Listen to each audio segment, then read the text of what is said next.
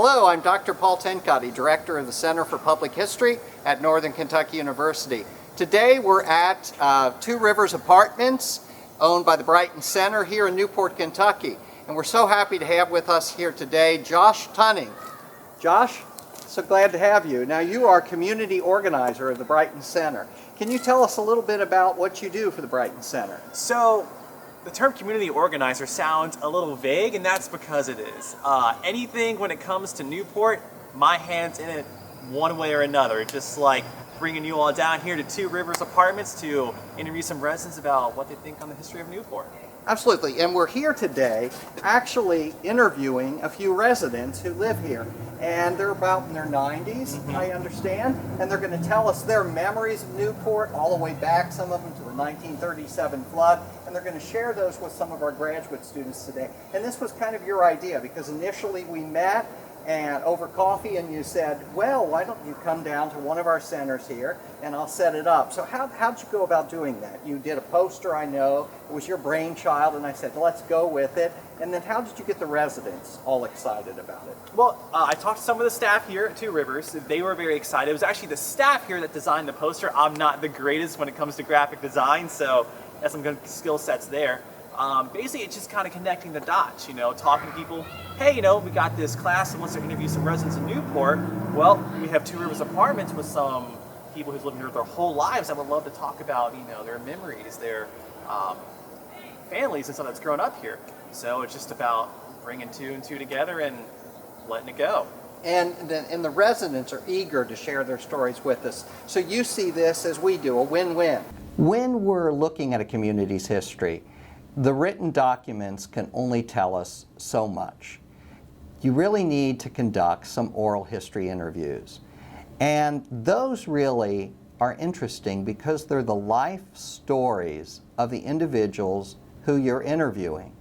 And they enable you to look at their perspectives at important events, and sometimes not so important events, but even everyday events. How they lived, where they went to school, where they went to church, what organizations they belonged to.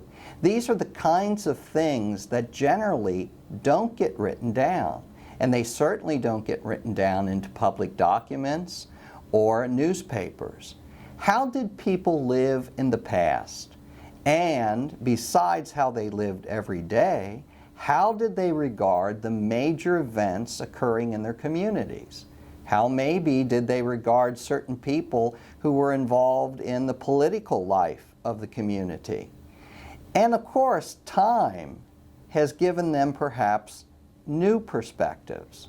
So over time, people can sometimes look back on events more nostalgically, more through rose-colored glasses. Maybe they can become more realistic in how they view those events. Each individual is different, so every time you interview a person, you get an individual view or story of the major events and even the commonplace things that happened in a community's history. Now, years ago, oral history really got its start basically back in the 1950s and the 1960s, and back in those days, people used old tape recorders. So that's all you were getting was basically an audio record.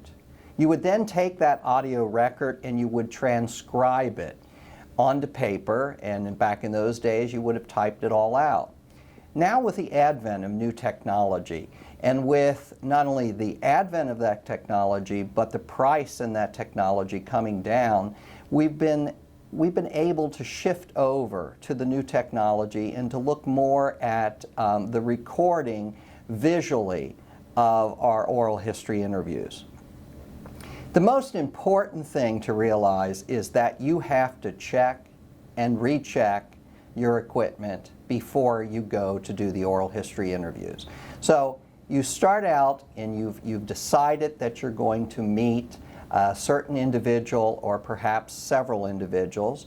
You've determined a place where they're comfortable and where you're comfortable as well, where the room hopefully will be one that is not a public space, but one that is enclosed, large enough to fit everyone there, but not too large that you're going to get any type of sound effects that you don't want. So the most important thing is to establish the day, the time, and the place of the interviews, and to make certain that you keep in contact with all of the people involved in the interview process. Those may be helpers that you have, you know, they could be people who, the interviewees themselves. And it's important to keep all of those records and to make certain that you keep the appointment and that you don't keep changing appointments on people. So once we've made the time, the date, the place for the interview, and we show up, we're going to make certain that we will have checked all of our cameras and recording equipment before we go there, making certain that we have extra batteries or whatever, all of the proper lighting, etc. And then once we arrive at the scene, we want to arrive early enough so that we can set up our equipment and, of course, not disturb the interviewees. The interviewees should arrive a little later, and when the interviewees arrive, we should make certain that they sign some kind of release form. Now, remember as you're talking to, I don't want to say yell, but just talk slowly and just be comfortable. Okay? If, like I was telling her, we're recording audio on 2 channels, so if I have to adjust a particular mic, not a problem. Okay? But I am going to move that mic just a hair because you Okay. Okay. When you're ready, she's going to do a 5, 4, 3, 2, 1. She's going to hit start on 1. In your mind, just pause and then start. Okay? Okay. Okay. And 1. Now, as a small child growing up here in Newport, when we were talking earlier, you mentioned that you were part and went through the 1937 flood. Oh, yes, Can you share some of your memories about what it was like to... Well, see, during that time, the ones of us that lived in the West End, they would move us to the east of Newport to get us out of the flood waters, How did they just come in? How did you know it was time to go to the east side of town? Well, they would come through there and with a horn or something blowing, you know, letting us know it's time for us to move out. Were you afraid? Well, we know we had to move, so we just got ourselves together, moved on up in East End. Now, from what you were telling me a little while ago, you would have been a teenager during that time. Oh, yes, Did you have to just get up and leave all your possessions and go, or were? Yeah, just grab whatever you could grab and move on out. Do you remember what you took? Well, if you could take a pair of socks, you take the socks, pair of panties or whatever. It wasn't too much that you could take. I would imagine that would be hard. I'm thinking when I was a teenager, I'd want to take everything. How did you decide? Well, we just had to grab what we could grab and get out. Get out. Now, when you came back after the floodwaters had receded, what was the state of your house? What did it look like? It was awful looking. Just wasn't even, looked like you just couldn't even live there anymore. How did that make you feel? Awful. Did your grandparents have to rebuild, or what did you do when you saw that kind of devastation? What were the next steps? Well, we just had to move someplace else. And where did you move? To one of my aunt's house or somebody's. And was that also here in Newport? Yes, up on Saratoga Street. We moved up there. What was the entire neighborhood kind of devastated and torn up from the flood? Oh, yes, Yes. Did you have friends that you tried to reconnect with after that, or? Well, the ones that you could, most of them, you know, was like we was trying to find a place to move. Coming out of school one day, and he said, "Oh, you can't go across the railroad tracks because a little black girl had been killed by the train." That's when segregation was still on, and they had their own, the black church, the black school. And so that was it. And then I can remember of Newport, how booming it was at that time. And then I can remember also cigarettes was really popular, and it was kind of like you couldn't buy anything. Everything became rationed. And they had a big drugstore called King's Drugstores. And so our boss would let us, when they had cigarettes, would let us go up there and, you know, get cigarettes for the other girls.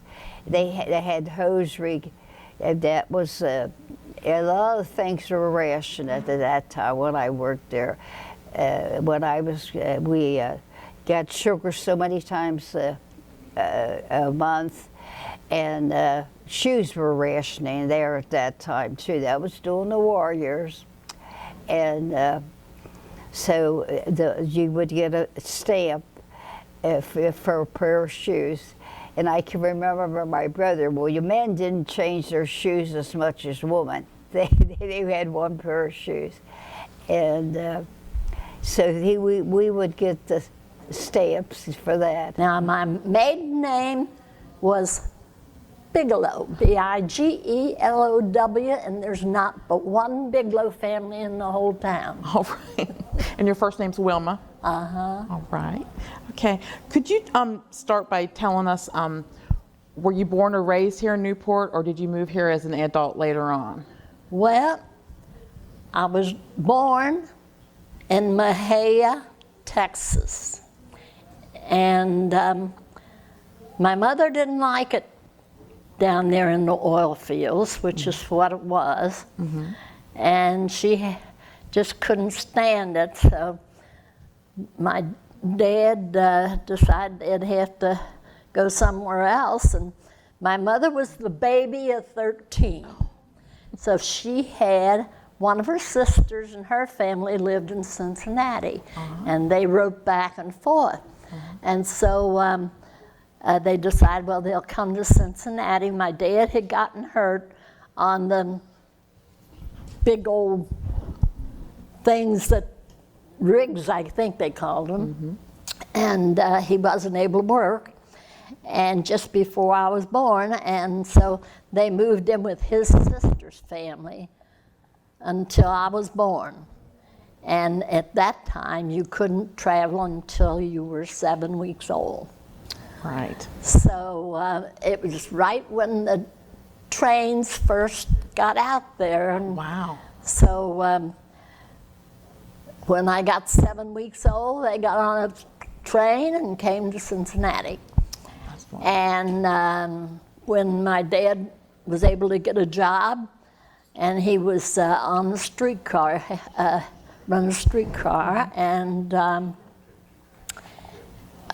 he was able to save up enough money that they could get a house. And of course, he knew no idea what part of town was what, and it's still a mess. Right.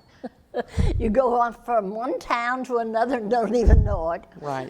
And so he started looking for a house to buy, and he bought a house between 9th and 10th in Newport. Uh-huh. And it was Orchard Street. Okay. So it was just almost just a bit bigger than an alley. Right. And they happened to be just exactly in back of the nightclub.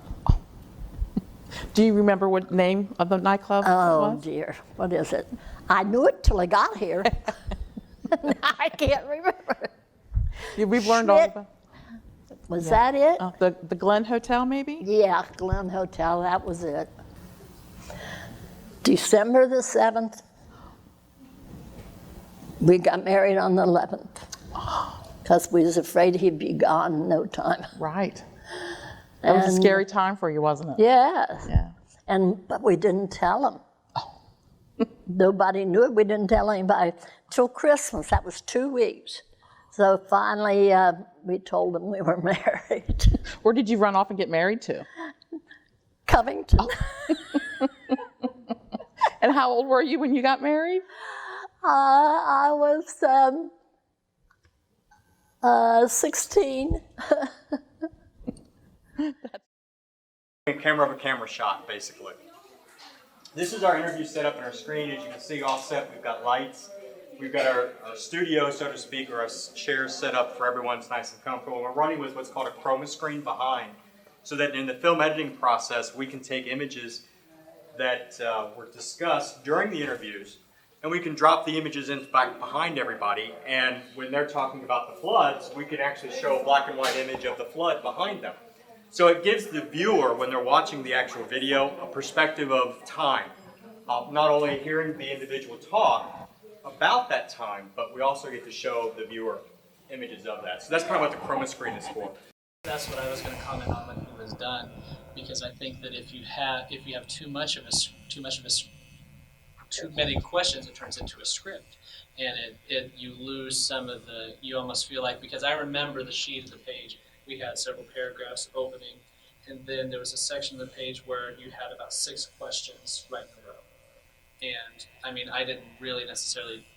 My oral history didn't really count. It was more of an interview anyway, because we didn't really have any sort of questions. I was just making stuff up as we went along. But I got down to that part of this thing, and I remember it said, did you ride on a streetcar? Did you have a holiday memories? Did you have, what church, what schools did you go to? But these were the triggers. Yeah, but I kind of felt like that was sort of it was almost too much of a script that you had to stick to. Well, I mean, it does. And to explain that, and I'll jump into this again, a trigger question is what those were. And a trigger question is when you start out in an oral history and you've got a subject who isn't comfortable, who is not buying into this whole process that we're trying to do. You throw out a trigger question, and that starts them thinking. Now, once you get them thinking, you have to get them emotionally connected. You've only got 6 bullets in your gun. They're only going to be able to be jarred 6 times, or for you to redirect them 6 times. Now, I've seen interviews go days, literally 6-hour segments, boom, and the subject has a story to tell. The interviewer allows that story to be told, whether it's factual or not, doesn't matter. It's their perspective. Now, when it gets into that 3rd hour and they're still rambling about the dog that fell into the well, you might want to toss out a trigger question to get them on to the next subject. But in a 20-minute or 30-minute interview / oral history, you really shouldn't have needed a trigger at all. You should have had one question. Tell me about your life in Newport. And that subject should have been able to ramble for 35 minutes about their life. Well, and they should probably provide you with the trigger questions in an interview that short, because you ask, how is your life in Newport? Tell me about it. And then they say, la, la, la, la, la. I was a member of such and such church, and and then when they're done, then you can be like, going back to that church thing that you told me about. Tell me a little bit about your church life and things like that. Instead of having a pre-script, that's my argument, is having the pre-scripted things there. You should. It's more. I kind of worried more about hitting the trigger points in the script than I did about listening to what was actually saying. You had something to say. I just wanted to elaborate a little bit on your point when Terry was interviewing the first lady, which I agree she was the most quiet of our interviewees. She was very quiet. Yes, and I thought Terry did a great job with the triggers. You all did a good job. And how a trigger question can kind of keep everything moving and go on to other topics. When Terry brought the interviewee back to her jobs, and she went from her job in the cafeteria and talking about that to talking about the gangsters that she was frightened of when she would cross the 4th Street Bridge from Covington back to Newport after work going home. And it just went on from there. And those were some great stories, I thought. So that's a good example of how trigger questions can work. Absolutely. And she was more reticent. Yeah, well, and in all fairness, it wasn't with her so much about the trigger questions. I knew from, I had talked with her briefly out in the lobby prior, so I could tell, and you and I were talking about this after the interview. Sometimes I found that when people are very, very reluctant, as she was, I did try to prepare her, and I did inform her that I would be asking her again, I said, I'm going to ask you this again on camera, but I did that more as a way to help prepare her.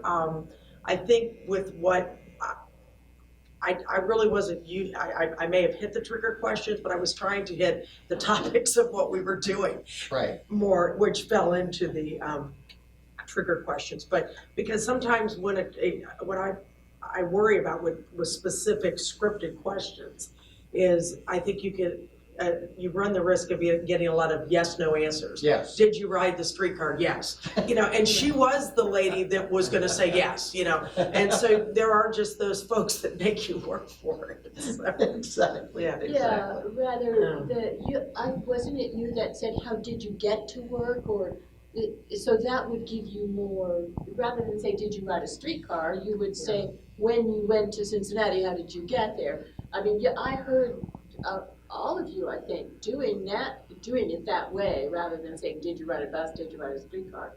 But it was brilliant bringing up civil rights, and I thought that she was a little hesitant about the subject, yet she did tell us that she feels so much safer now than she did then. And I found that just the exact opposite of the white lady who was 90, who said she does not feel safe now in that neighborhood that she did then. And that was so telling that I think it speaks volumes. We're so good. Well, don't you think too that this was a little bit different than your typical oral history setup? And obviously there's a purpose in that, but I think what was gained in the video that we're doing in terms of the educational aspect we may have lost a little bit in the purity of the oral histories, because we were set up almost like a television talk show, very studio driven. There was a lot of equipment. Obviously we talked about the people around, and the average age of our interviewees were 90 years old. So I'm not sure they understood exactly what we were doing. And I think there was a lot of lights, there was a lot of cameras, a lot of people, a lot of us. And I think where we gained for the educational part of this project, I think we may have lost a little bit for the purity of the oral history part, because I think that heightened the anxiety for the interviewees, in my opinion. Why were we asking them to spell the last name? What if there was someone who did not know how to spell? Oh, well, that is true. It's an old habit that comes from the very, very beginning of the 60s when the audio recordings. Well, that makes sense. Actually, I'm going to say it started in the 50s with the National Park Service when they started going out and doing a lot of the oral histories. And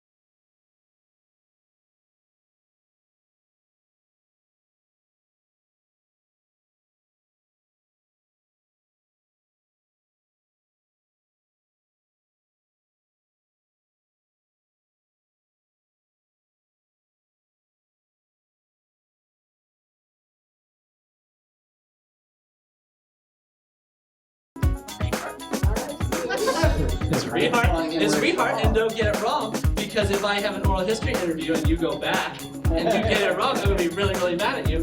And especially if you go back into the transcripts and everything and you want to try and match it, or somebody goes back and tries to reference it later, then if you've got my name spelled wrong, that historian that goes back and tries to research what I said or tries to go back and manufacture. 3, 2, 1. Uh-oh. Cut. Oh, wow, shit.